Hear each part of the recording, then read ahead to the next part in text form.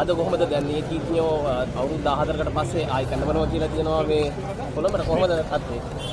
ඔව් ඇත්තටම 2012 අන්තිම වතාවට අපේ මුළු නීතිඥ ප්‍රජාව සම්බන්ධ කරගෙන අපි රැස්වීමක් තිබුණා. ඒ වෙලාවේ හිටපු අග්‍රාමාත්‍යකාරතුමිය ඥානි බණ්ඩාරනායක මැතිතුමියගේ ඒ දෝෂාභියෝගයේ සම්බන්ධයෙන් ඒ තිබුණ ඒ රැස්වීම ඊට පස්සේ මේ අද දින සවස් 3ට මේ සිදුවෙච්ච මේ ප්‍රශ්නෙම අපි කවුරුත් බලාපොරොත්තු වෙන්නේ නැහැ මේ වගේ දෙයක් වෙයි කියලා. මොකද ඇත්තටම මම දැනටමත් කියලා තියෙන පරිදි ඇත්තටම හවස් වෙලාවේ ඔය ආමි හෙඩ්ක්වෝටර්ස් එක ළඟ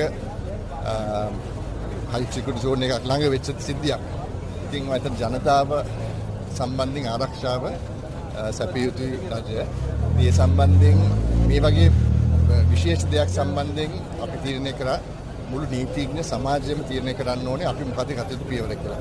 මේ පියවර සම්බන්ධයෙන් අද 3ට ශ්‍රී ලංකා නීතිඥ සංගමයේ ඒ විශේෂ මහා සභාව රැස්වීමක් පවතිනවා.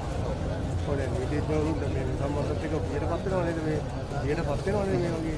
ඔය නීතිඥවරු විතරක් නෙවෙයි මම හිතන්නේ මුළු සමාජයම පිටපත් වෙනවා. මොකද සාමාන්‍යයෙන් නීතිඥ ප්‍රජාව කිව්වේ නීතිඥවරු මහජනතාව වෙනුවෙන් පෙනී සිටිනවා. කාට හරි ප්‍රශ්නයක් වුණාම අපරාධ නීතිය හරි සිවිල් නීතිය හරි සම්බන්ධ ප්‍රශ්නයක් වුණාම පෙනී සිටින නීතිඥවරු. රටේ ප්‍රශ්නයක් වුණාම ප්‍රජාතන්ත්‍රවාදයේ ප්‍රශ්න වුණාම නීති ආධිපත්‍ය මානව අයිතිවාසිකම් සම්බන්ධයෙන් ප්‍රශ්න වුණාම පෙනී සිටින්නේ නීතිඥවරු. ඉතින් ඒක අපි කවදාකවත් අමතක කළ යුතු නෑ. මම දන්නවා මේ වගේ වෙලාවක ආවේග තියෙනවා. විශේෂ සමාජ මාධ්‍ය හරහා වෙන ඉන්ටර්නෙට් නැතුව කට්ටිය සමහර කමෙන්ට් කරනවා. ඉතින් මම හිතන්නේ අපි ශ්‍රී ලාංකිකයන් හැටියට අපේ මේ ලස්සන දූපත ආරක්ෂා කරන්න. ඉතින් ඒ වැඩේට මෙතන ශ්‍රී ලංකා නීතිඥ සංගමයේ 1974 ආරම්භ වුණා. ඒකට ඉස්සෙල්ලා අපේ පිටසර සංගමයක් තිබුණා.